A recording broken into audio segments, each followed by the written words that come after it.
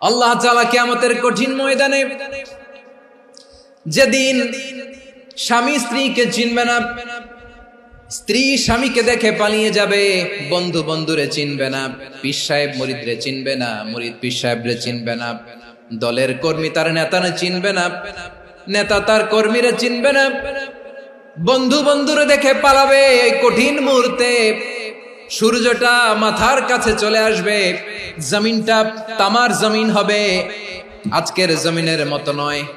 মানুষ ঘর্মাক্ত, ক্লান্ত, শ্রান্ত মাথার মগজগুলো কানের ছিদ্র আর নাকের ছিদ্র দিয়ে বেয়ে বেয়ে পড়বে। বিশ্বনবী ফরমান, কিয়ামতের ওই কঠিন ময়দানে 7 শ্রেণীর ব্যক্তিকে রব্বুল আলামিন তার আরশের নিচে ছায়া দিবেন। তার মধ্যে প্রথম শ্রেণীর ব্যক্তি হলো ইমামুন আদিল, যে ইনসাফের সাথে বিচার করে, যে জাস্টিস সমাজে সার্ভ করে, যে সুশাসন নিশ্চিত করে, ওই ইমামুন আদিল। আদিল শব্দটা বুঝছেন না? ইন্নাল্লাহা ইয়া'মুরু বিল আদল, পাইছেন? আদিল। 7 শ্রেণীর ব্যক্তিকে আল্লাহ তাআলা সুশীতল আরশের নিচে ছায়া দিবেন, যেদিন তার দেয়া ছায়া ছাড়া কোনো ছায়া থাকবে না। এর প্রথম হচ্ছে ইমামুন আদিল, ন্যায়পরায়ণ শাসক। চিল্লায় বলেন সুবহানাল্লাহ। আবার বিশ্বনবী বললেন, ইন্নাল মুকসিতিনা ইনদাল্লাহি আলা মানাবির মিন নূর আন ইয়ামিনির রহমান। কিয়ামতের দিন যারা ন্যায় পরায়ণ হিসেবে আল্লাহর সামনে দাঁড়াবে, কিয়ামতের দিন রব্বুল আলামিন তার আরশের ডান দিকে ওই ন্যায় পরায়ণ লোকদের জন্য আরশের ডান দিকে একটা নূরের মিম্বারে তাদেরকে বসার সুযোগ করে দিবে। আল্লাহর আরশের ডান দিকে ন্যায় পরায়ণ লোকদের জন্য আল্লাহ তাআলা নূরের মিম্বার বানাবে। 4টে কেন কথা মনে করেছেন? আল আদাল, জাস্টিস। ইন্নাল্লাহা ইয়া'মুরু বিল আদল। আল্লাহ তাআলা এই আদালতের নির্দেশনা দেন, সুবিচার, সুশাসন। প্রিয় ভাইয়েরা, এটা আমরা বাংলাদেশে চাই কি চাই না? এই যে অরাজকতা, এই যে অন্যায়, এই যে জুলুম, এই যে ইনকনসিস্টেন্সি সমাজের অসঙ্গতির প্রধান কারণ জাস্টিস নাই, সুবিচার নাই, সুশাসন নাই। শেষবারের মতো আওয়াজ করে বলেন তো, আমরা বাংলাদেশে আদল চাই কি চাই না? তাহলে প্রথম নির্দেশনা শেষ, আল্লাহ তাআলা তোমাদেরকে আদলের আদেশ দেন। এরপরে আল্লাহ বললেন, আমি তোমাদেরকে ইহসানের আদেশ দেই। ইন্নাল্লাহা ইয়া'মুরু বিল আদলি ওয়াল ইহসান। আমি তোমাদেরকে যেমনি আদলের নির্দেশনা দেই, তেমনি ভাবে তোমাদেরকে ইহসানের নির্দেশনা দেই। ইহসান, আওয়াজ করে সবাই বলেন তো ইহসান। ইহসান মানে কারো প্রতি সফট হার্টেড হওয়া, মহানুভব হওয়া, অনুগ্রহ পরায়ণ হওয়া, অনুগ্রহশীল হওয়া, একে অপরের প্রতি দয়াদ্র হওয়া।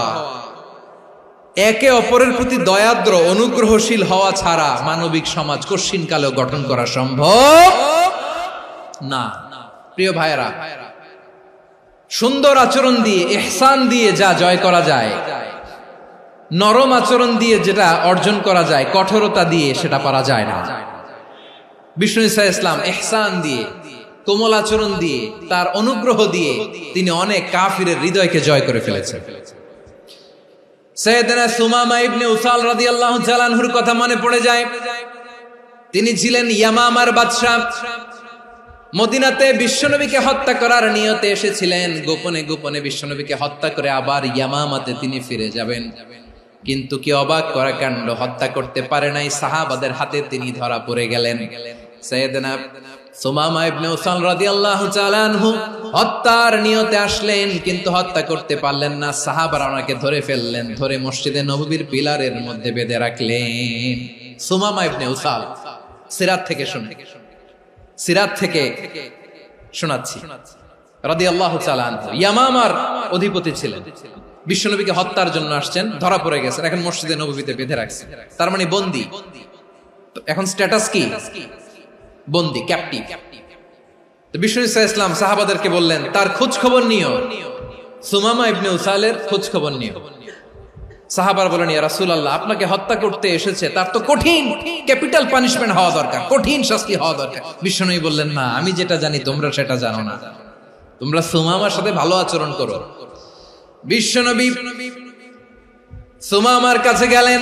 প্রথম দিন যে তিনি কালেমার দাওয়াত দিলেন, ইমানের দাওয়াত দিলেন, ইসলামের দাওয়াত দিলেন, রিসালাতের দাওয়াত দিলেন, আখিরাতের দাওয়াত দিলেন। পরের দিন যে বিশ্বনবী সালাতের দাওয়াত দিলেন, যাকাতের দাওয়াত দিলেন, ইসলাম কি, কিভাবে, কেমন করে পালন করতে হয় চমৎকার আর্টিকুলেট করতে শুরু করলেন। তন্ময় হয়ে সুমামা ইবনে উসাল রাদিয়াল্লাহু তাআলা আনহু বিশ্বনবীর কথাগুলো শুনতে আরম্ভ করলো। একদিন নয়, 2 দিন নয়, টানা 3 দিন বিশ্বনবী সুমামার কাছে ইসলামকে প্রেজেন্ট করেছেন, উপস্থাপন করেছেন। আওয়াজ করে বলেন, কয় দিন? 3 দিন। 3 দিন মসজিদে নববীতে বাধা। আর সাহাবীদেরকে বললেন, তার খোঁজ খবর নিও, তোমরা যে রুটি বানাও এর মধ্যে সবচেয়ে ভালো আটার রুটিটা তারে দিও, সবচেয়ে রিফাইন্ড খেজুর, যেটা পিওর খেজুর, এটা তারে দিও। আর বিশ্বনবী নিজের উট থেকে দুধ দহন করে ওনার বাড়ির এক কর্মচারীকে বলেছেন, দুধ দহন করে সুমামার জন্য নিয়ে যেও। সুবহানাল্লাহ পড়বেন না? সবাই তো অবাক, ইয়ামামা থেকে আসছে নবীকে হত্যা করতে, বিশ্বনবী দেখে তারে জামাই আদর করে। একদিন নয়, 2 দিন নয়, টানা 3 দিন বিশ্বনবী এভাবে সুমামার কাছে যেয়ে ইসলামকে প্রেজেন্ট করতে আরম্ভ করলেন, ইসলামকে উপস্থাপন করতে শুরু করলেন। আর তাকে চমৎকার এন্টারটেইনমেন্ট, আপ্যায়ন দিতে আরম্ভ করলেন। টানা 3 দিন যখন ইসলামের দ্য বিউটিজ অফ ইসলাম, ইসলামের সুমহান বাণী, সৌন্দর্য তার কাছে উপস্থাপন শেষ, তাকে আপ্যায়ন শেষ, বিশ্বনবী বললেন সাহাবাদেরকে, যাও এবার সুমামার হাতের পায়ের রশি দুটো খুলে দাও। সাহাবারা তর্ক জুড়ে দিলেন, লা ইয়া রাসূলুল্লাহ, এমনটা করবেন না, তো ভয়ঙ্কর ভয়ঙ্কর খুনি, কি জানি কি হয়ে যায়। বিশ্বনবী বললেন, না, তার হাতে পায়ের রশিগুলো খুলে দাও। সাহাবারা বিশ্বনবীর কথা মতো তার হাতে পায়ের রশিগুলো খুলে দিল। সুমামা মুহূর্তের মধ্যে মসজিদে নববী থেকে বের হয়, ইয়ামামায় ফিরে না যে মসজিদে নববীর পাশে একটা খেজুর বাগান ছিল, সেখানে চলে গেলেন। সেখানে একটা ছোট্ট কুয়া ছিল, কুয়ার পানি দিয়ে তিনি গোসল করলেন। সুবহানাল্লাহ পড়েন। কুয়ার পানি দিয়ে গোসল করে মসজিদে নববীর সামনে এসে বিশ্বনবী এবং সাহাবাদের সামনে দাঁড়িয়ে সাব্বাবা উঁচু করে বললেন, আশহাদু আল্লা ইলাহা ইল্লাল্লাহ ওয়া আশহাদু আন্না মুহাম্মাদান আবদুহু ওয়া রাসূলুহু। আমি সাক্ষ্য দিচ্ছি আল্লাহ ছাড়া কোনো ইলাহ নাই, আর মুহাম্মদ আল্লাহ তাআলার প্রেরিত বান্দা এবং রাসূল। প্রিয় ভাইরা, ইহসান দিয়ে যা জয় করা যায়, কঠোরতা দিয়ে সেটা কঠিনকালেও জয় করা যায় না। আওয়াজ করে বলেন ঠিক কি না? এবার সুমামা দাঁড়িয়ে বলে, ওগো নবী, আমি তো কালিমা পড়ে মুসলমান হয়ে গেলাম, এবার শোনেন, এই মুহূর্তের আগে আপনার চেহারার চাইতে নিকৃষ্ট কোনো চেহারা আমার কাছে ছিল না, কিন্তু শাহাদা পাঠ করার পরে আপনার চেহারার চাইতে উত্তম শ্রেষ্ঠ কোনো চেহারা আমার কাছে আর নাই। ও নবী, আজকের দিনের আগে ইসলাম ধর্মের চেয়ে নিকৃষ্ট অপছন্দনীয় কোনো ধর্ম আমার কাছে ছিল না, কিন্তু এই মুহূর্ত থেকে ইসলামের চেয়ে সেরা শ্রেষ্ঠ পছন্দনীয় কোনো ধর্ম আমার কাছে নাই। নবী গো, আজকের দিনের আগে মদিনার চাইতে অপছন্দনীয় নিকৃষ্ট কোনো শহর আমার কাছে ছিল না, কিন্তু এই মুহূর্তের পর থেকে মদিনার চাইতে কোনো শ্রেষ্ঠ শহর আমার জানা নাই। সে ছিল গমের বড় ডিলার, গম বেচতো। কি বেচতো?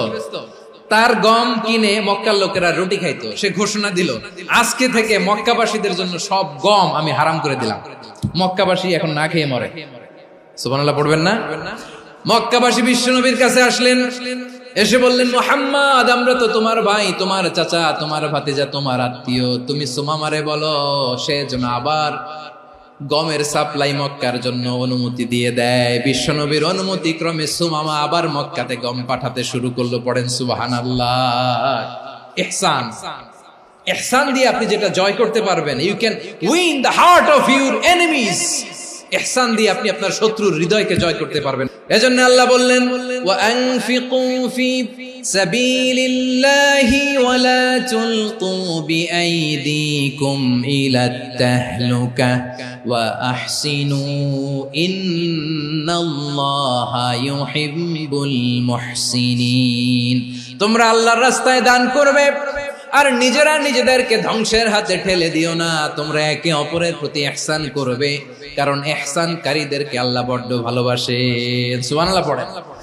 আবার সূরা রহমানে আল্লাহ বললেন, হাল জাযাউল ইহসানি ইল্লাল ইহসান ফাবিআইয়ি আলা, সবাই পড়েন ফাবিআইয়ি আলাই রাব্বিকুমা তুকাযযিবান। ইহসানের প্রতিদান হিসেবে ইহসানি হয়। বিশ্বনবী সুমামার প্রতি যেমন ইহসান করেছেন, সুমামাও ঠিক তেমন ইহসান ফিরিয়ে দিয়েছে। ঠিক কিনা বলেন? তাহলে এক নম্বরে হচ্ছে ন্যায় বিচার, দুই নম্বরে সবাই বলেন ইহসান, সদাচরণ। ইহসান দুই ধরনের প্রিয় ভাইরা, ইহসান ফিল ইবাদা, ইহসান ফিল মুআমালা। ইহসান ফিল ইবাদা হচ্ছে একাগ্র অনুভবে ইবাদতে ডুব দেওয়া, এর নাম ইবাদতের ইহসান। সুবহানাল্লাহ পড়ুন। বিশ্বনবী বলেন ইহসান মানে কি জানো নাকি? হাদিসে জিবরিলে সাইয়েদনা জিবরিল আলাইহিস সালাম বিশ্বনবীকে বললেন আখবিরনি আনিল ইহসান। নবী আমাদেরকে বলেন ইহসান মানে কি? বিশ্বনবী বললেন আনতা আবুদাল্লাহা কাআন্নাকা তারাহু ফাইন লাম তাকুন তারাহু ফাইন্নাহু ইয়ারাক। ইহসান মানে হলো এমন ভাবে তুমি আল্লাহর সামনে নিজেকে উজাড় করে ইবাদত করবে, তুমি ভাববে তুমি আল্লাহকে দেখতে পাচ্ছ। আর এটা যদি ভাবা তোমার জন্য কঠিন হয়ে যায়, অন্তত এতটুকু তুমি ভাববা যে আল্লাহ তোমাকে দেখতে পাচ্ছেন। ঠিক কিনা বলেন? ও আমার বীর চট্টলার ভাইয়েরা, কেউ যেটা দেখে না সেটা দেখে কে? এই বিশ্বাস হৃদয়ের মধ্যে আছে? নামাজে যখন দাঁড়ান এই ফিলিংসটা আনা যাবে? এসা পর্যন্ত যে আমরা হায়াত পাবো কোনো গ্যারান্টি আছে? সবাই আওয়াজ করে বলেন গ্যারান্টি আছে? গ্যারান্টি নাই। এজন্য বিষ্ণু ইসলাম বলেছে এমন ভাবে নামাজে দাঁড়াও, ইবাদত করো, মনে করো হতে পারে এটাই আমার জীবনের শেষ নামাজ। Perform the salah as if this is your last and final prayer. এমন ভাবে সালাতে দাঁড়াও, ভাবো হতে পারে এটাই তোমার জীবনের শেষ নামাজ। এমন ভাবে নামাজে দাঁড়াও, ভাবো এটাই শেষ নামাজ। তাহলে নামাজে একাগ্রতা বাড়ায় দিবে কে? ফলে ইবাদতের ইহসান আমাদের অর্জিত হবে।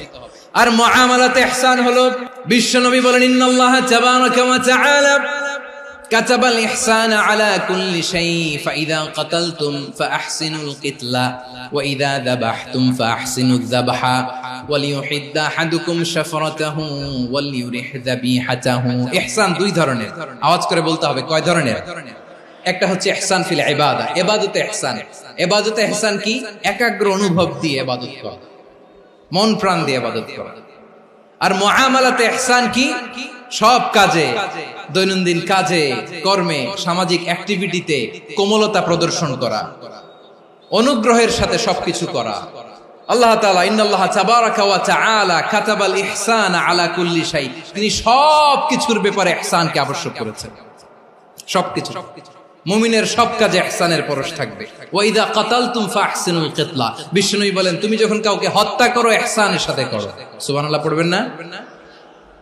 যখন হত্যা করো তখনও ইহসানের সাথে। আচ্ছা হত্যা করবো আবার ইহসান আসবে করতে, করে তো মেরেই ফেলবো আমি। আল্লাহ, ও ভাই একজন খুন করেছে, খুনি, রাষ্ট্রীয় আইনে তার শাস্তি হয়েছে ডেথ পেনাল্টি, মৃত্যুদণ্ড। এখন মৃত্যুদণ্ড দেখে আপনি যেমনি মন চায় তেমনি মারবেন লোকটারে? ওর নাক কেটে ফেলতে পারবেন? ওর কান কাটতে পারবেন? ওর চোখ উপড়ে ফেলতে পারবেন আপনি? যেমন মন চায় তার অঙ্গহানি করা যাবে না। ইহসানের সাথে তাকে হত্যা করো। সুবহানাল্লাহ, this is Islam, this is the true essence of Islam. ওয়া ইযা যাবাহতুম ফাহসিনু যাবহা, যখন জবাই করবে তখনও ইহসানের সাথে জবাই করো। করব জবাই, ওইখানেও নাকি ইহসান। আচ্ছা কুরবানির দিন আমরা পশুগুলোরে কি করি বলেন সবাই আওয়াজ করে? জবাই। জবাই মানে তো এটার মেরেই ফেলতেছি, একটু পরে তো টুকরো টুকরো করে গোশতগুলো খাবো, এটা তো খাবো, এটা তো মেরেই ফেলবো। বিষ্ণু বলে না, জবাইয়ের মধ্যেও মুমিনের জবের ভেতরেও ইহসানের পরশ থাকা চাই। যখন জবাই করবে প্রাণীটাকে হাত পা টাইট করে বেঁধে নাও, ছুরিটাকে শার্পেন করে নাও, ধারালো করে নাও, যাতে অল্প সময়ে জবাইটা হয়ে যায়, প্রাণীটা যাতে কম কষ্ট পায়। সুবহানাল্লাহ পড়ে। দিস ইজ কল্ড ইহসান। আল্লাহ তাআলা যেমনি আদলের আদেশ করেছেন, ন্যায় বিচার, জাস্টিস এনশিওর করতে বলেছেন, সমাজে ইহসানের ব্যবহার, ইহসানের অনুশীলন তিনি করতে বলেছেন। এজন্য মুমিনের প্রতিটি কাজে, আমার চট্টগ্রামের ভাইরা আমার দিকে তাকান, খেয়াল করে শুনুন, মুমিন জীবনের প্রতিটি কাজে ইহসানের পরশ থাকা চাই। আমরা যেন আমাদের পরিবারের প্রতি ইহসান করি, আমরা যেন আমাদের কর্মচারীদের প্রতি ইহসান করি, আমরা যেন আমাদের কলিগদের প্রতি ইহসান করি, আমরা যেন আমাদের ভাইদের প্রতি ইহসান করি। মুমিন জীবনের প্রতি কাজে ইহসানের পরশ থাকার দরকার আছে না নাই? কথা বুঝতে পেরেছেন? তাহলে আল্লাহ তাআলার তিনটা আদেশ ছিল, কয়টা গেল? প্রথমে কি ছিল? আদল। 2 নম্বরে, 3 নম্বরে রব্বুল আলামিন বললেন ওয়া ইতাইদিল কুরবা, নিকটাত্মীয়দেরকে দান করো। নিকট আত্মীয়দেরকে দাও, যারা তোমাদের ব্লাড কানেকশনের আত্মীয় তাদেরকে তোমরা দাও। এখানে জেনারেলি বললেন দাও, কি দিব সেটা তিনি এখানে বলেন নাই, সেটা তিনি সূরাতুল ইসরার মধ্যে বলেছেন। আল্লাহ বলেন ওয়া আতিযাল কুরবা হাক্কাহ, নিকট আত্মীয়দেরকে তাদের অধিকার, তাদের প্রাপ্য তোমরা বুঝিয়ে দাও। দেখেন, একটা শান্তির সমাজ, একটা সমৃদ্ধ সমাজ, একটা মানবিক সমাজ গঠনের জন্য আল্লাহ তাআলা বেশি না মাত্র 3টা অর্ডার, 3টা ভার্ডিক্ট তিনি জারি করেছেন। 1 নাম্বার সুশাসন, ন্যায় বিচার। 2 নাম্বার ইহসান। 3 নাম্বার নিকটাত্মীয়, যারা কাছের, তোমার ভেরি ক্লোজ রিলেশনশিপে আছে, তাদেরকে দাও। দাও, দিলে বাড়িয়ে দেয় কে? অনেকে দিতে চায় না, কৃপণতা করে। দিলে বাড়ায় দেয় কে? ওমিয়া, মদিনার মধ্যে সবচাইতে গরিব সাহাবী ছিল বেলাল রাদিয়াল্লাহু তাআলা আনহু। ওনার এন্টায়ার অ্যাসেট, সম্পদের পরিমাণ কতদূর জানেন? একটা লুঙ্গি। বেলাল রাদিয়াল্লাহু তাআলা আনহু, ওনার টোটাল ওয়েলথের এস্টিমেশন হচ্ছে মাত্র একটা লুঙ্গি। একটা লুঙ্গি, টোটাল ওয়েলথ এস্টিমেশন, টোটাল সম্পদের পরিমাণ বেলাল রাদিয়াল্লাহু তাআলা আনহুর কি ছিল? ওই বেলাল রাদিয়াল্লাহু তাআলা আনহুকে বিষ্ণু ইসলাম বলেছেন আনফিক ইয়া বেলাল, ও বেলাল তুমিও দাও। ওয়ালা তাখশা মিন যিল আরশি ইখলালা, আরশের অধিপতির তো কোনো ঘাটতি নাই, তুমি দিলে ওই আল্লাহ তোমারে বাড়ায় দিবে। এজন্য আমার প্রিয় ভাইয়েরা, দিলে কমে না, দিলে বাড়ে। অনেকে ধরে রাখে, নতুন কিছু নিতে পারে না, হাত দিয়ে যেটা ধরে রেখেছেন এটা দিয়ে দেন, বড় একটা ধরার সুযোগ পাবেন। জোরে বলেন ঠিক কিনা? রব্বুল আলামিন বললেন 3 নাম্বার আদেশ হলো তোমাদের প্রতি সমাজটারে কেমন করে মানবিক সমাজ, সুন্দর সমাজ গড়বা। 3 নাম্বার আদেশ হলো ওয়া আতিদাল কুরবা হাক্কা, নিকটাত্মীয়দেরকে তাদের প্রাপ্য বুঝিয়ে দাও। এই নিকটাত্মীয়দেরকে তাদের অধিকার বুঝিয়ে দেওয়া, প্রাপ্য বুঝিয়ে দেওয়াতে আমাদের গাফলতি আছে না নাই? অনেকে দেখবেন অনেক আল্লাহওয়ালা তাহাজ্জুদ গুজার, সেজদা দিতে দিতে কপালে কালো দাগ ফেলে দিছে, সে তার বোনের হকটা আদায় করে নাই, আছে না নাই? অনেক বড় হাজী সাহেব, বিশাল লম্বা দাড়ি, ছেলেরে সব দিয়ে দিছে, মেয়েরে কিছু দেয় নাই, মেয়ের হক আদায় করে নাই, আছে না নাই? এই হাজী সাহেবেরা, এই আল্লাহওয়ালারা কিয়ামতের ময়দানে আটকে যাবে। আপনি অন্যের অধিকার নষ্ট করেছেন, তাদের রাইটস কে ভায়োলেট করেছেন। এজন্য আল্লাহ তাআলা বলেন, কারো অধিকার যদি কেউ নষ্ট করে, ওই সমাজটা মানবিক সমাজ কঠিন কালেও হতে পারে না। এজন্য 3 নম্বর আল্লাহ বললেন ওয়া ইতাইদিল কুরবা, নিকটাত্মীয়দেরকে দাও। কি দিবা? তাদের অধিকার দিয়ে দাও। বোনের অধিকার বুঝিয়ে দাও, মেয়ের অধিকার বুঝিয়ে দাও, ফুফুর অধিকার বুঝিয়ে দাও। দেখবেন অনেক মায়েরা ছেলের পাতে মুরগির রান দেয়, মেয়ের পাতে দেয় মুরগির ঠ্যাং।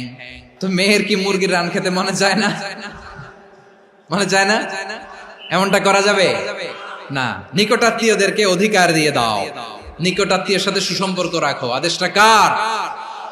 এজন্য প্রিয় ভাইয়েরা, জীবনে যদি বারাকা অর্জন করতে চান, নিকটাত্মীয়দের সাথে সুসম্পর্ক রাখতে হবে, তাদের জন্য উপহার পাঠাতে হবে। বিশ্বনবী বলেন লা ইয়াদখুলুল জান্নাতা কাতে, যে ব্যক্তি আত্মীয়তার সম্পর্ককে ছিন্ন করে দেয়, সে কঠিন কালেও আল্লাহর জান্নাতে ঢুকবে না।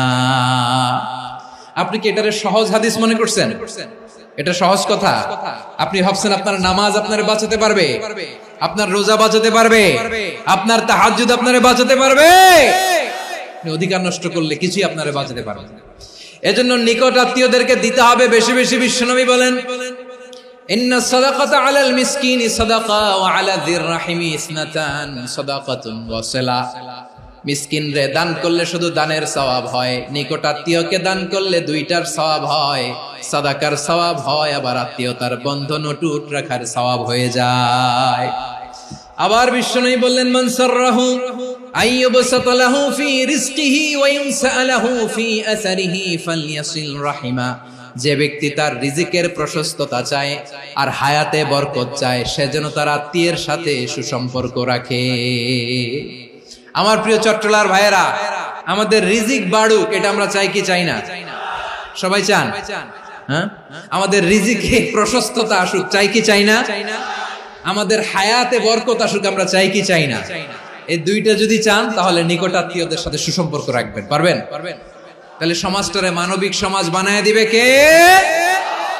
তিনটা আদেশ চলে গেল। 1 নম্বরে কি ছিল? 2 নম্বরে, 3 নম্বরে নিকটাত্মীয়দেরকে দান।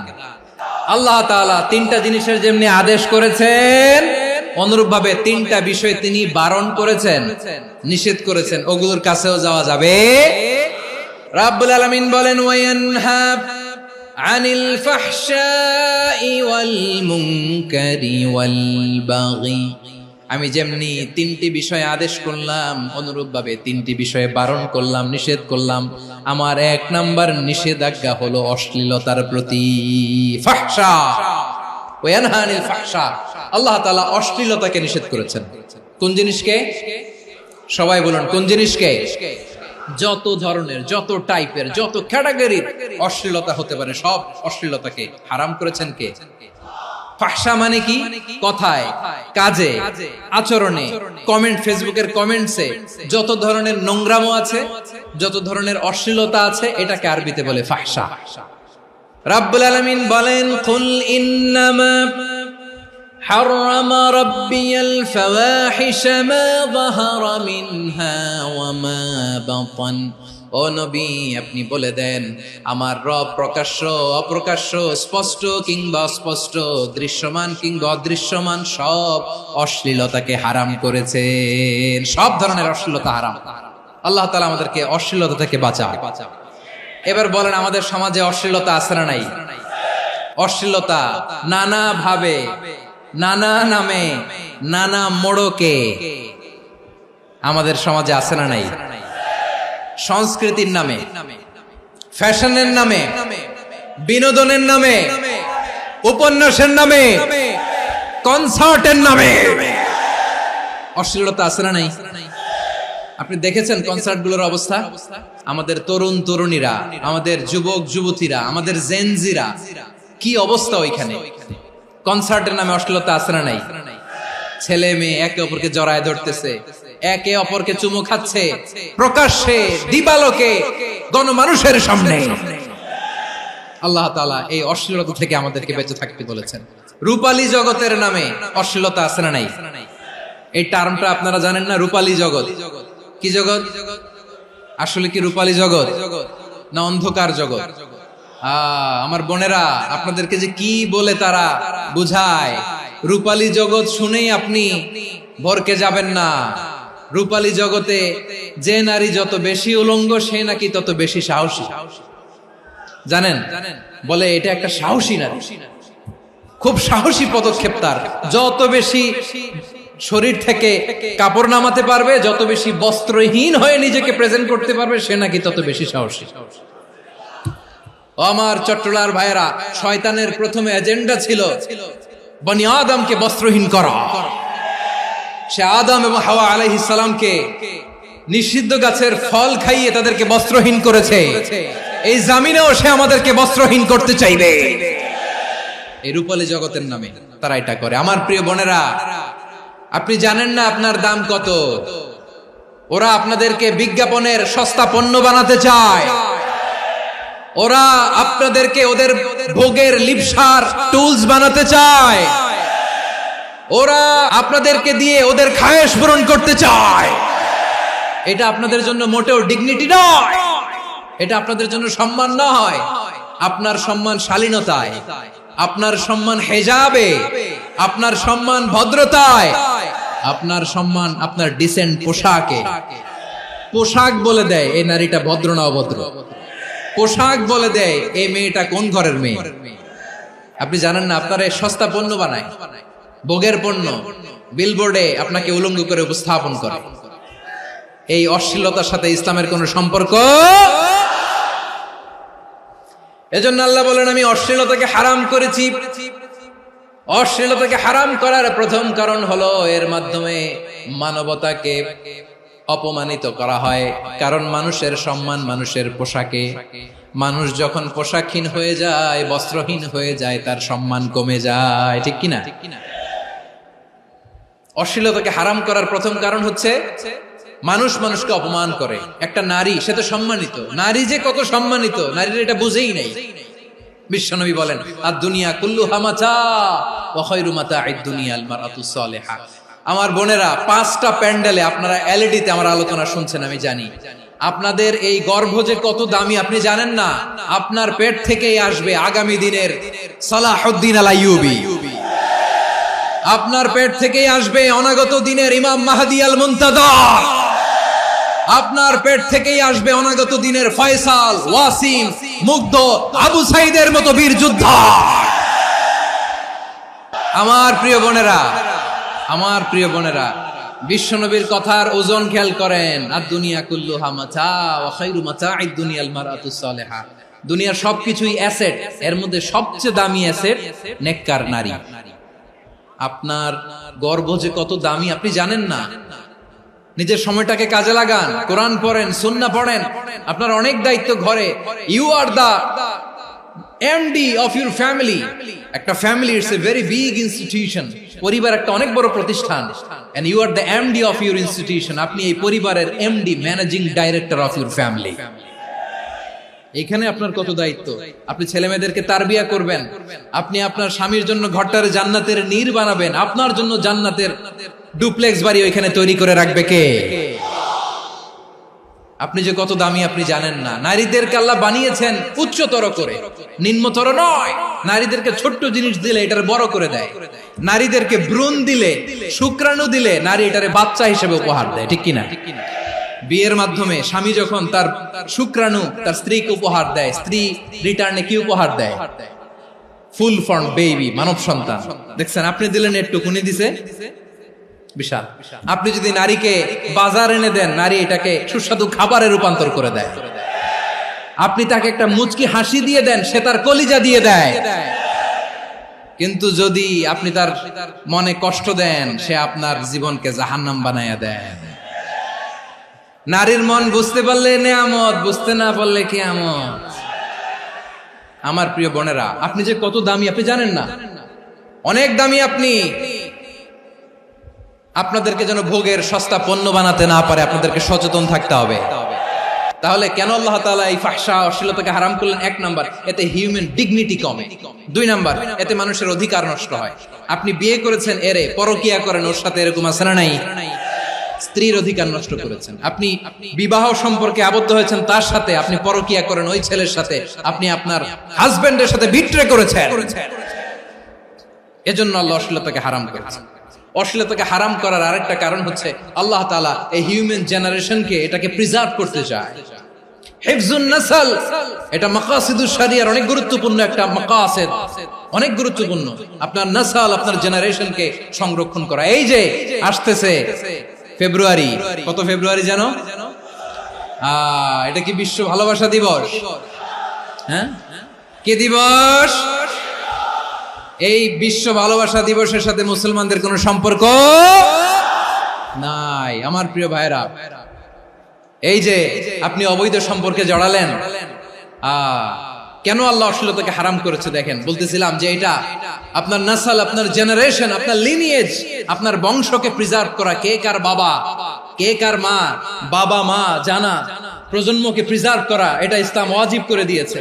এই যে অবৈধ সম্পর্কের কারণে, বিশ্ব বেহায়া দিবসের কারণে, এগুলোর আউটকাম, আউটপুট হিসেবে মাঝে মাঝে ঢাকা মেডিকেলের ডাস্টবিনে নবজাতকের বাচ্চার কান্নার আওয়াজ শুনতে পাওয়া যায়। চট্টগ্রাম মেডিকেলের ডাস্টবিনে নবজাতকের কান্না শুনতে পাওয়া যায়। বীর চট্টলার মুসলমানেরা বুঝতে পারলে আওয়াজ করে বলেন, এই যে চট্টগ্রাম মেডিকেলে যে নবজাতকটা পাওয়া গেল, ওর বাবাকে আমাকে বলেন, ওর মাকে, ও কোন ফ্যামিলির সন্তান কেউ জানে? আপনি হিউম্যান ডিগনিটিকে অপমান করেছেন না? আপনি তার ভবিষ্যৎকে অন্ধকার করেছেন না? আপনি তার লিনিয়েজকে প্রশ্নবিদ্ধ করে দিয়েছেন না? এই জন্য আল্লাহ তাআলা অশ্লীলতাকে আমাদের জন্য হারাম করে দিয়েছেন। পড়েন সুবহানাল্লাহ। এই জন্য রাব্বুল আলামিন বলেন, কুল ইন্নামা হারামা রাব্বিয়াল ফাওয়াহিশা মা যাহারা মিনহা ওয়া মা বাতান। প্রকাশ্য অপ্রকাশ্য সব অশ্লীলতাকে হারাম ঘোষণা করে দিয়েছে কে? আবার দুনিয়ার বুকে যারা অশ্লীলতার প্রসার করে তাদের জন্য শাস্তি মজুদ রেখেছে কে? রব্বুল আলামিন বলেন, ইন্নাল্লাযীনা ইউহিব্বুনা আন তাশিআল ফাহিশাতু ফিল্লাযীনা আমানু লাহুম আযাবুন আলীমুন ফিদ দুনিয়া ওয়াল আখিরাতি ওয়াল্লাহু ইয়ালামু ওয়া আনতুম লা তা'লামুন। নিশ্চয়ই যারা বিশ্বাসীদের মাঝে অশ্লীলতার প্রচার প্রসার করতে চায় তাদের জন্য আমি মর্মন্তুদ শাস্তি প্রস্তুত করে রেখেছি, দুনিয়াতেও রেখেছি, আখিরাতেও রেখেছি। ঘোষণাটা কার? যারাই নাটকের নামে, সিনেমার নামে, রূপালী জগতের নামে, মুভির নামে, ওটিটি প্ল্যাটফর্মের নামে আমার সমাজে অশ্লীলতা ছড়াতে চায় তাদের জন্য কঠিন মর্মন্তুদ শাস্তি মজুদ রেখে দিয়েছে কে? ও আমার বোনেরা, এখনো আপনি জাগবেন না? এখনো আপনার চিন্তার দুয়ারে এখনো নাড়া পড়ে নাই? ওরা আপনাকে উলঙ্গ বানাতে চায়, ওরা আপনাকে আইটেম গার্ল বানাতে চায়। এজন্য ইসলাম অশ্লীলতাকে হারাম করেছে। হারাম। ইসলাম বলেছে যোজন যোজন দূরে থাকো, ওরা বলে না কাছে আসো, কাছে আসার গল্প, ক্লোজ আপ ওয়ান, কাছে আসার গল্প আছে না নাই? তাহলে অশ্লীলতার সাথে আমাদের কোনো সম্পর্ক? সবাই বলতে পারেননি, আওয়াজ করে বলুন, অশ্লীলতার সাথে আমাদের কোনো সম্পর্ক? আমরা এই সমস্ত ক্লোজ আপ ওয়ান, কাছে আসার গল্পের প্রোগ্রামে যাব? আমরা কোন ধরনের অশ্লীল কন্টেন্ট সোশ্যাল মিডিয়ায়, টিভিতে দেখব? কি যুগ যে আমরা কাটাচ্ছি আপনি কল্পনা করতে পারবেন না। পর্ন ইন্ডাস্ট্রি, নারী পুরুষের বস্ত্রহীন যুগল দৃশ্য, এটাকে দিয়ে ওরা কোটি ডলারের ইন্ডাস্ট্রি বানিয়েছে। পুরো মানব ইতিহাসে এরকম জঘন্য সময় মানব ইতিহাস পার করে নাই। পর্ন এটা ইন্ডাস্ট্রি হয়ে গেছে। আমাদের এই যুবকগুলো, জেনজিগুলো, ওদের চরিত্র বাঁচাবে কি করে? কেমন করে হেফাজত করবে ওদের এই মূল্যবান চরিত্র? আমার প্রিয় ভাইরা, এই অশ্লীলতার দ্য লেটেস্ট ভার্সন হচ্ছে LGBTQ, শরীফ থেকে শরীফা। শুনছেন আপনারা? দেখতে পুরুষ, আসলেই পুরুষ, সুস্থ একজন পুরুষ, 4 সন্তানের বাবা, বলে আমি মনে মনে নারী। দেখতে নারী, সুস্থ নারী, আসলেই সে দিব্যি একজন নারী, বলে আমি মনে মনে পুরুষ। সবচেয়ে ভয়ঙ্কর অশ্লীলতার সবচাইতে লেটেস্ট ভার্সন হচ্ছে এই ট্রান্সজেন্ডারিজম। সুস্থ পুরুষ তার বায়োলজিক্যাল গ্রোথকে হরমোন দিয়ে স্টপ করে দিয়ে সে সার্জারি করে নারী হতে চায়। সুস্থ নারী পুরুষ হতে চায়। পুরুষ পুরুষের প্রতি সেক্সুয়ালি আকর্ষণ বোধ করে। এটা লূত আলাইহিস সালামের কওমের মধ্যে ছিল। এটাকেও আল্লাহ কোরআনে ফাহিশা বলেছেন। ওয়ালুতান ইয قال لقومه أتأتون الفاحشة ما سبقكم بها من أحد من العالمين। লূত আলাইহিস সালাম বললেন, তোমরা কি এমন এক অশ্লীল কার্যক্রমে ডুব দিলে নাকি যেটা গোটা বিশ্বের কেউ কখনো করে নাই, তোমরাই প্রথম করেছো? পড়েন নাউযুবিল্লাহ। এই পশ্চিমের এই রোগ আমার দেশে যেন আসতে না পারে, আমাদের সজাগ থাকতে হবে। প্রিয় ভাইরা চিল্লায় বলেন ঠিক কিনা? পশ্চিমের অবস্থা ভয়ঙ্কর। পাশ্চাত্যে, আমি যুক্তরাষ্ট্রে ছিলাম অনেকদিন, কয়েক মাস, বিভিন্ন স্টেটে ঘুরেছি। গার্ডিয়ানরা উদ্বিগ্ন, ছেলে মেয়েদেরকে, ছোট্ট ছেলে মেয়ে, ওদেরকে জিজ্ঞেস করে, তুমি how do you feel right now inside yourself? তুমি ভিতরে ভিতরে কেমন ফিল করো? তোমার কি ছেলে ছেলে লাগে না মেয়ে মেয়ে লাগে? আচ্ছা বলেন, এই ছোট্ট বাচ্চাটাও কি এগুলো জেন্ডার অ্যাসাইনমেন্ট বলতে এগুলো কিছু বুঝে? এইভাবে মিসগাইড করা হচ্ছে। কৌতূহল বশত ছোট্ট ছেলে যদি বলে আমার তো মেয়ে মেয়ে লাগে, তখন বলে যে না তুমি মেয়ে, ছেলে না। মা বাবা বাধা দিলে ওকে আলাদা গভর্নমেন্ট হাউসে নিয়ে যায়।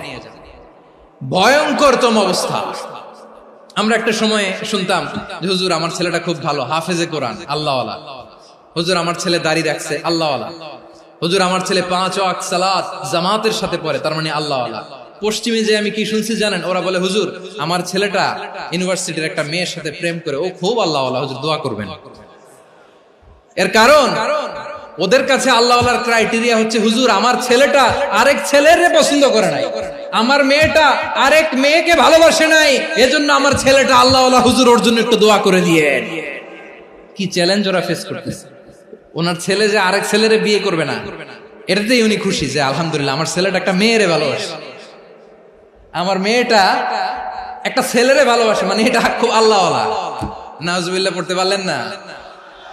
এজন্য অশ্লীলতার সাথে আমাদের কোনো সম্পর্ক। রাব্বুল আলামিন বলেন ওয়ায়ানহা আনিল ফাহশাই ওয়াল মুনকারি ওয়াল বাগি, তিনটা জিনিসকে আমি নিষিদ্ধ করলাম। এক নাম্বার হলো ফাহশা, অশ্লীলতা। দুই নম্বরে হলো মুনকারের সমস্ত মন্দ কাজ। মুনকার মানে হচ্ছে যত মন্দ কাজ, খারাপ কাজ, বাজে কাজ, এটার বলে মুনকার। এটার কি বলে? আপনারা পড়ছেন না, তা'মুরুনা বিল মা'রুফি ওয়া তানহাউনা আনিল মুনকার। সৎ কাজের আদেশ, অসৎ কাজের নিষেধ। মুনকার, মুনকার হচ্ছে মানুষের স্বাভাবিক বিবেকবোধ যেটাকে খারাপ বলে, ওইটাই মুনকার। পৃথিবীর সব আসমানি গ্রন্থ যেটাকে খারাপ বলেছে, মানুষের স্বাভাবিক বিবেকবোধ যেটাকে খারাপ বলেছে, এগুলো সব মুনকার। যেমন ইফতিজিং, এটা কি ভালো না খারাপ? মজুদদারি, খাদ্যে ভেজাল দেওয়া, ওজনে কম দেওয়া, মাছে ফরমালিন মিশানো, চাঁদাবাজি, টেন্ডারবাজি, দখলবাজি, এগুলো আমাদের স্বাভাবিক বিবেকেই বলে এগুলো খারাপ, এগুলো হচ্ছে মুনকার। আল্লাহ তাআলা এই মুনকার থেকে আমাদেরকে বেঁচে থাকতে বলেন, আর শয়তান এই মুনকারের প্রতি আমাদেরকে উদ্বুদ্ধ করে। আল্লাহ তাআলা বললেন, ইয়া আইয়ুহাল্লাযীনা আমানু লা তাত্তাবিউ খুতুওয়াতিশ শাইতান ওয়া মান ইয়াত্তাবি' খুতুওয়াতিশ শাইতানি ফাইন্নাহু ইয়া'মুরু বিল ফাহশাই ওয়াল মুনকার। আল্লাহ বললেন, আমার গোলামেরা শোনো শোনো, ও আমার বিশ্বাসী বান্দারা খবরদার, তোমরা কশিনকালেও শয়তানের পদাঙ্ক অনুসরণ করবে না, কারণ শয়তান তোমাদেরকে অশ্লীলতা এবং মন্দ কাজের দিকে উদ্বুদ্ধ করে। আমাদের কাজ হচ্ছে শয়তান আমাদেরকে যেদিকে নিতে চায় আমরা তার উল্টা দিকে যাব। শয়তান এই মন্দ কাজকে আমাদের কাছে বিউটিফাই করে, চাকচিক্যময় করে আমাদের সামনে উপস্থাপন করে। এজন্য আল্লাহ বলেন মুনকারকে থামাতে হবে, মুনকার প্রতিরোধ করতে হবে। মুনকার প্রতিরোধের দায়িত্ব শুধু আমাদের নাকি? শুধু আপনার খতিব সাহেবের, ইমাম সাহেবের, নাকি মুসলিম উম্মার সবার? আওয়াজ করে বলুন, মুনকার অসৎ কাজ প্রতিরোধের দায়িত্ব কার? রাব্বুল আলামিন বলেন, কুনতুম খায়রা উম্মাতিন উখরিজাত লিন-নাসি তা'মুরুনা বিল মা'রুফি ওয়া তানহাউনা আনিল মুনকার। তোমাদেরকে শ্রেষ্ঠ জাতি করে জমিনের মধ্যে আবির্ভূত করা হয়েছে, যাতে করে তোমরা জমিনের ভেতরে সৎ কাজের আদেশ করতে পারো আর অসৎ কাজের নিষেধ করতে পারো। উম্মাহ, কুনতুম খায়রা, তাহলে গোটা উম্মার দায়িত্ব, এটা বুঝতে পারছেন তো? আচ্ছা, আরো নিচে আসেন। এরপরে আল্লাহ বললেন, শুধু উম্মাহ না, এই জমিনের রাজত্ব আমি যাদের হাতে দেই, এই জমিনের মালিক আমি যাদেরকে বানিয়ে দেই, যাদেরকে আমি সরকারের দায়িত্ব দেই, তাদেরকেও মুনকার প্রতিরোধের দায়িত্ব দিয়েছে কে? আল্লাহ বলেন, যারা ক্ষমতার মসনদে বসেছে তাদেরকে 4 দফা কর্মসূচি আমি আল্লাহ দিলাম। আওয়াজ করে বলেন, কয় দফা? আল্লাহ বলেন, আল্লাযীনা ইম্মাক্কান্নাহুম ফিল আরদি আকামুস সালাতা ওয়া আতাউয যাকাতা ওয়া আমারু বিল মা'রুফি ওয়া নাহাউ আনিল মুনকার ওয়ালিল্লাহি আকিবাতুল উমুর। যারা এই জমিনের উত্তরাধিকার হয়েছে তারা 4 দফা কর্মসূচি নিয়ে সামনে আগাবা। সালাত কায়েম করবা, যাকাত আদায় করবা, সৎ কাজের আদেশ দিবা, অসৎ কাজ থেকে মুনকার প্রতিরোধ করবা। আদেশটা কার? আমার প্রিয় চট্টলার ভাইরা, পুরো উম্মার দায়িত্ব মুনকার প্রতিরোধ করা, সরকার প্রধানের দায়িত্ব মুনকার প্রতিরোধ করা। এরপর আল্লাহ বলেন, প্রতিটা ফ্যামিলির যিনি প্রধান, সিইও, বাবা, প্রত্যেক বাবারও দায়িত্ব এই মুনকার প্রতিরোধ করা। আওয়াজ করে বলেন ঠিক কি না? যেমনটি সাইয়েদনা লোকমান আলাইহিস সালাম ওনার কলিজার টুকরা সন্তানকে আদেশ করেছেন, ইয়া বুনাইয়া আকিমিস সালাতা ওয়া'মুর বিল মা'রুফি ওয়ানহা আনিল মুনকার। পড়েন সুবহানাল্লাহ। বাবা ছেলেকে সবক দিচ্ছে। লোকমান আলাইহিস সালাম ছেলেকে বলতেছে, ওরে আমার কলিজার টুকরা সন্তান, ওরে আমার বাছা, নামাজ কায়েম করবা, সৎ কাজের আদেশ দিবা, আর মুনকার প্রতিরোধ করবা, অসৎ কাজ, সমাজ থেকে খারাপ কাজকে ঝেঁটে বিদায় করে দিবা। তাহলে দেখেন, আমি স্টেপ বাই স্টেপ নামলাম। পুরা উম্মার দায়িত্ব, জমিনের উত্তরাধিকারী আল্লাহ যাদেরকে বানিয়েছেন সরকার, তাদের দায়িত্ব, প্রতিটি ফ্যামিলির প্রধানের দায়িত্ব, এরপরে বিশ্বনবী বলেন সচেতন প্রতিটি মুসলিমের দায়িত্ব সমাজ থেকে মুনকারকে উৎখাত করা। বিশ্বনবী বলেছেন, মান রাআ মিনকুম মুনকারান ফালিয়ুগাইয়িরহু বিয়াদিহি ফাইন লাম ইস্তাতি ফাবিলিসানিহি ওয়া ইন লাম ইস্তাতি ফাবিকলবিহি ওয়া যালিকা আযআফুল ঈমান। সমাজে যে মুনকার দেখবে, খারাপ কাজ দেখবে, সেজন্য হাত দিয়ে সেটাকে থামায়। আমার প্রিয় ভাইরা, না থামালে আমরাই ডুববো শেষমেশ। আমাদের বাঁচার জন্য হইলেও থামাইতে হবে। রব্বুল আলামিন বলেন, ওয়াত্তাকু ফিতনাতাল লা তুসিবান্নাল্লাযীনা যালামু মিনকুম খাসসা।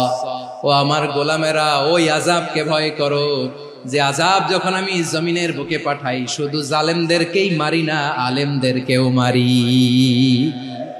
আযাব যখন আসে তখন শুধু জালিমই মরে না, আলেমও মরে। জানেন, মুসা আলাইহিস সালামের পায়ে একবার লাল পিঁপড়া, তো উনি রেগে মেগে পাশি দেখে লাল পিঁপড়ার বাসা, পা দিয়ে ডলে মুছে সবগুলো পিঁপড়া মেরে ফেলছে। এই ঘটনাটা আল্লাহ ঘটিয়েছেন এজন্য। মুসা আলাইহিস সালাম ছিলেন কালিমুল্লাহ, সরাসরি আল্লাহর সাথে কথা বলতেন। তিনি আল্লাহকে জিজ্ঞেস করেছিলেন, আল্লাহ তুমি যখন কোন জনপদে আযাব পাঠাও, শাস্তি দাও, ওখানকার শুধু জালেমরাই তো মরে না, ভালো মানুষগুলাও মরে, তো আযাব দিবা মুশরিকদের উপর দিবা, অবাধ্যদের উপর দিবা, ভালো মানুষগুলোরে মারো কেন? আল্লাহ বললেন, মুসা তোমার যে কামড় দিছিল পায়ের মধ্যে পিঁপড়া, কয়টা পিঁপড়া? একটা পিঁপড়া, তো সবগুলারে মারলা কেন? রেগে মেগে পুরো পিঁপড়ার বাসা ভেঙে ম্যাসাকার করলা কেন? আমি যখন অ্যাকশনে যাই, আমি যখন শাস্তি দেই, তখন এত বাস বিচার করা হয় না, বাস বিচার করা যায় না। যখন অ্যাকশনে যাওয়া হয়, ওইটা ডাইরেক্ট অ্যাকশন হয়ে যায়। চিল্লায় বলো ঠিক কি না? এজন্য আমাদের বাঁচার জন্য হলে ওই পাপ থামাতে হবে, এই শয়তানের অট্টহাসি থামাতে হবে, অন্যায় অপরাধ সমাজ থেকে আমাদের থামাতে হবে। কারণ আযাব আসলে ওরাও মরবে, আমরাও মরবো। একটা জাহাজ 2 তলা, আপনি আছেন 2য় তলায়, নিচের তলার কিছু লোক জাহাজের তলা ছিদ্র করতে আরম্ভ করছে। কি ছিদ্র করতেছে? আচ্ছা, জাহাজের তলা ছিদ্র করলে তলা দিয়ে কি ঢুকে? এখন আপনি যদি বলেন আমার কি, আমি তো 2 তলায়, আমি তো ভালো আছি, ওরা ছিদ্র করে ওরা মরবে। আসলে কি শুধু ওরা মরবে? তলা দিয়ে যখন পানি ঢুকবে, জাহাজ ঢুকলে আপনিও মরবেন। এজন্য নিজে মরার আগে ওই পাগলগুলোর নিচতলায় যে থামাতে হবে। চিল্লায় বলেন ঠিক কি না? এজন্য আল্লাহ বললেন, মুনকার প্রতিরোধের দায়িত্ব সমাজের টপ টু বটম সবার। এজন্য মুনকার প্রতিরোধ করার দরকার আছে না নাই? সমাজে এই যে ইফটিজিং হয়, আপনার বোনের বয়সী একটা মেয়েকে কিছু বখাটে টিটকারি করে, এই বলে সেই বলে, নোংরা কথা বলে, রাস্তায় দেখেও আপনি পাশ দিয়ে না দেখার মতো চলে যান কেন? আপনি দাঁড়ান না কেন? আপনি দাঁড়ালেই তো থেমে যাবে, কারণ সত্যের যে শক্তি, তার সামনে মিথ্যা মুখ থুবড়ে পড়ে। আপনার সামনেও কিছুই না, নাথিং। আপনি দাঁড়ান, ওকে প্রশ্ন করেন যে আমার বোনকে তুমি ডিস্টার্ব করো কেন? আপনাকে দেখে আরো 5 জন দাঁড়াবে, 5 জনকে দেখে আরো 10 জন দাঁড়াবে। আমাদের নীরবতা আর আমাদের নিশ্চুপ থাকাই জালিমদেরকে আরো শক্তিশালী জালিম বানিয়েছে। এজন্য মুনকার প্রতিরোধের দায়িত্ব আমাদের সবার।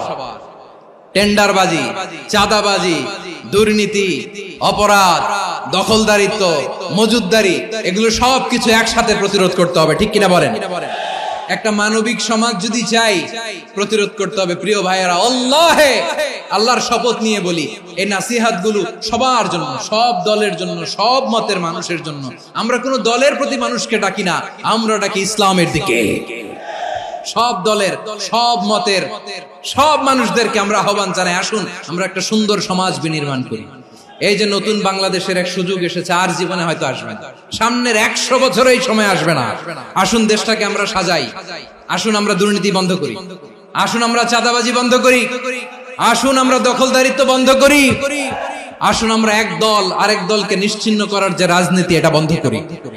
সব দলের প্রতি আমার আহ্বান, আমরা চাঁদাবাজ মুক্ত বাংলাদেশ চাই, জুলুম মুক্ত বাংলাদেশ চাই, ফ্যাসিজম মুক্ত বাংলাদেশ চাই, গুণ খুন খারাপি মুক্ত বাংলাদেশ চাই, আমরা নতুন ভোরের বাংলাদেশ চাই। ওই বাংলাদেশ পাওয়ার জন্য মুনকার প্রতিরোধে, অন্যায় প্রতিরোধে যদি বাঘের বাচ্চার মতো, আবু সাইদের মতো দুই হাত উঁচু করে বুককে টান টান করে প্রসারিত করে দাঁড়াতে হয়, রাজি আছো মুসলমান? রাব্বুল আলামিন বলেন, ওয়ায়ানহা আনিল ফাহশাই ওয়াল মুনকারি ওয়াল বাগি ইয়াইযুকুম লাআল্লাকুম তাযাক্কারুন। আল্লাহ বললেন, আমি অশ্লীলতাকে নিষেধ করি, আমি সব ধরনের মন্দ কাজকে নিষিদ্ধ করি, সব শেষে আমি সীমা লঙ্ঘনকে তোমাদের জন্য নিষিদ্ধ করি। নিষিদ্ধ করেছেন কয়টা জিনিস? 1 নম্বরে অশ্লীলতা, 2 নম্বরে মুনকার তথা সব মন্দ কাজ, 3 নম্বরে আল বাগি সীমা লঙ্ঘন, ক্রসিং দ্য লিমিট। সীমা লঙ্ঘন করা ভালো না। We all should know our limits. চিল্লায় বলেন ঠিক কিনা? একই আয়াতে আল্লাহ বললেন, কুল ইন্নামা হাররামা রাব্বিয়াল ফাওয়াহিশা মা যাহারা মিনহা ওয়া মা বাতানা ওয়াল ইসমা ওয়াল বাগিয়া বিগাইরিল হক। অন্যায় ভাবে যে অবাধ্য হয়, যে সীমা লঙ্ঘন করে, তাদেরকেও আমি এটা হারাম করে দিলাম। সীমা লঙ্ঘন করা হারাম। আল্লাহ বারবার বারবার আমাদেরকে ওয়ার্নিং দেয়। যখন আমরা থামি না তখন আল্লাহ ধরে, আর যখন ধরে তখন ছাড়ে না। ধরে ধরে ধরে না, ধরলে আল্লাহ। ফেরাউনকে কিন্তু হুট করে ধরে নাই, আপনারা জানেন 9 বার ওয়ার্নিং দিয়েছে। ফেরাউনকে আল্লাহ তাআলা ওয়ার্নিং দিয়েছিল কয়বার? রাব্বুল আলামিন বলেন, ওয়ালাকাদ আতাইনা মূসা 9 আয়াতিন বাইয়িনাত। 9টা মুআজিজা দেখিয়েছি, 1 2 3 বারবার এইভাবে রিমাইন্ডার, ওইভাবে রিমাইন্ডার, এইভাবে নসিহত, ওইভাবে দাওয়া। ফাকুলা লাহু কাওলান লাইয়িনা, নরম করে বলো, সফট করে বলো, যত ওয়ে হতে পারে দাওয়া মেথডোলজি। মুসা আলাইহিস সালামের সব অ্যাপ্লাই শেষ, 10ম বারে যে আল্লাহ ধরছে। 10ম বারে যে ধরেছে। এজন্য আল্লাহ বলেন, আমি সীমা লঙ্ঘনকে পছন্দ করি না। কোরআনের অন্য আয়াতে বাগীকে বলা হয়েছে আল ইতিদা। সীমা লঙ্ঘন যারা করে তাদেরকে আল্লাহ বলেছেন মুতাদিন। ওয়াকাতিলু ফি সাবিলিল্লাহিল্লাযীনা ইউকাতিলুনাকুম ওয়া লা তা'তাদু ইন্নাল্লাহা লা ইউহিব্বুল মুতাদিন। আমি সীমা লঙ্ঘনকারীদেরকে কোশ্চিনকালেও পছন্দ করি না। আমরা যেন সীমা লঙ্ঘন না করি, রাজি আছেন তো? যে কোনো ক্ষেত্রে ইবাদতে যেন সীমা লঙ্ঘন না করি। অনেকে আমরা ইবাদতে সীমা লঙ্ঘন করে ফেলি। বিশ্বনবী সাল্লাল্লাহু আলাইহি ওয়াসাল্লাম যেটা শিখিয়েছেন এর বাইরে যে অতিরিক্ত বুজুর্গ হতে চায়, এরকম আছে না নাই? কোন ক্ষেত্রেই সীমা লঙ্ঘন করা যাবে, এমনকি যুদ্ধ ক্ষেত্রেও না। বিশ্বনবী সাল্লাল্লাহু আলাইহি ওয়াসাল্লাম বলেন, খবরদার যুদ্ধ ক্ষেত্রেও সীমা লঙ্ঘন করো না। কি সুন্দর ইসলাম আমরা পেয়েছি। বিশ্বনবী বলেন, খবরদার যুদ্ধের ময়দানে কোনো নারীর গায়ে হাত তোলো না, কোনো শিশুর গায়ে হাত তোলো না, কোনো গবাদি পশু হত্যা করো না, কোনো শস্য ক্ষেত্র ধ্বংস করো না, ইবাদতরত অন্য ধর্মের কোনো সন্ন্যাসীর গায়ে হাত তোলো না। বলেন সুবহানাল্লাহ। তাহলে আমরা সীমা লঙ্ঘন করতে পারবো? প্রিয় ভাইরা, একটা সুখী, সমৃদ্ধ, শান্তির সমাজ, মানবিক সমাজ যদি আমরা গঠন করতে চাই, আমাদের আল্লাহর দেয়া কয়টা আদেশ মানতে হবে বলেন দেখি? আর বেঁচে থাকতে হবে কয়টা জিনিস থেকে? আল্লাহর আদেশ কি? 1 নাম্বার আদাল, ন্যায়পরায়ণতা। আমরা সুবিচার, সুশাসন, ন্যায় বিচার চাই কি চাই না? 2 নম্বরে কি ছিল? মাশাআল্লাহ, আমরা যেন সবার প্রতি দয়া পরবশ হই, ইহসান করি। 3 নম্বরে কি ছিল? নিকটাত্মীয়দের দান করা, তাদের অধিকার প্রাপ্য বুঝিয়ে দেওয়া। পাশাপাশি 3টা জিনিস থেকে আল্লাহ বারণ করেছেন, নিষেধ করেছেন। তার প্রথমটা ফাহশা, অশ্লীলতা। অশ্লীলতার সাথে আমাদের কোনো সম্পর্ক। 2 নম্বর নিষেধাজ্ঞা কি ছিল? আল মুনকার, সমাজের যত মন্দ কাজ এগুলোকে আমরা প্রতিরোধ করব। রাজি আছেন তো সবাই? 3 নম্বরে আল বাগী, সীমালঙ্ঘন। কোন মুসলিম সীমালঙ্ঘন করে না।